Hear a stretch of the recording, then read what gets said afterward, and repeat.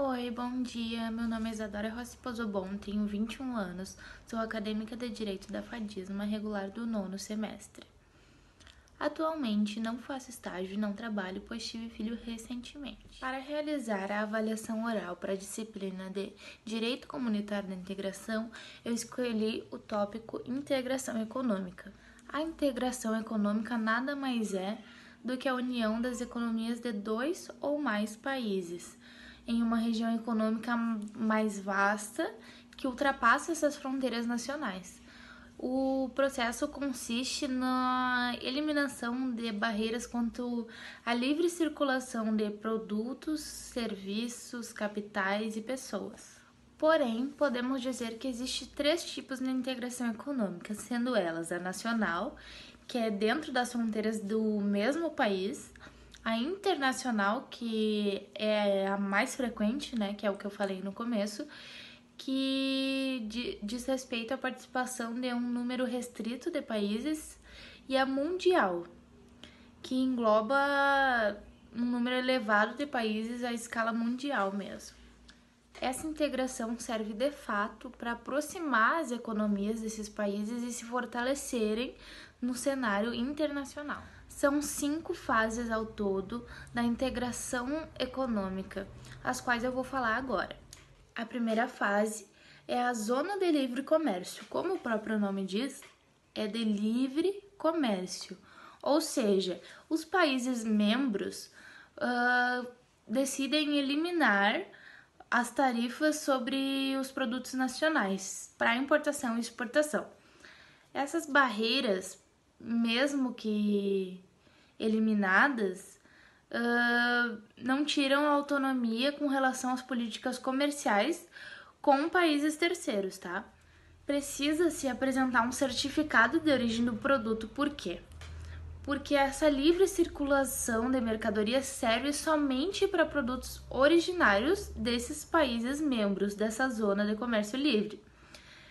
Os produtos não originários estão sujeitos a qualquer tipo de encargo aduaneiro, à livre vontade dos estados nas relações com outros estados. A segunda fase é a da união aduaneira, onde a gente já evolui de somente um livre comércio para adotar uma política comercial uniforme em relação a países externos a esse bloco. É uma política comum para importação que proveniente de terceiros, onde implica na proteção desse espaço aduaneiro do bloco em relação a países terceiros, mediante uma pauta aduaneira comum, que seria a TEC, né, que é a Tarifa Externa Comum. A terceira fase é o mercado comum, onde já evolui um pouquinho mais, que são abolidas todas as restrições sobre trabalho, capital e bens, onde eles podem circular de forma livre nos países do bloco. Isto pressupõe uma coordenação, uma harmonização das diversas políticas nacionais, que implica desde cedo uma adoção de políticas comuns a todos os Estados-membros.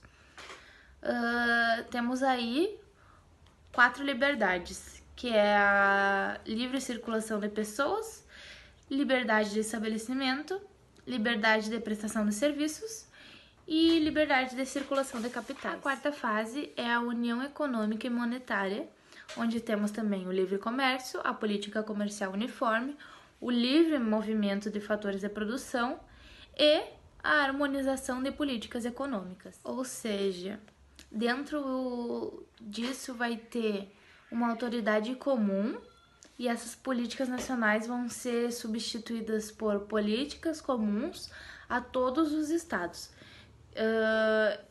Tem essa harmonização de políticas econômicas e a imposição de uma moeda única comum. O que isso significa? Câmbios fixos e convertibilidade obrigatória das moedas nacionais. A última fase, portanto, é a mais completa, que é a união política. Ela perpassa essa questão econômica e a união é política. Analisando como um todo essa integração econômica, pode-se perceber que tem países que são muito dependentes dos blocos econômicos. Por exemplo, no caso do Mercosul, o Paraguai ele tem a maior dependência desse bloco econômico.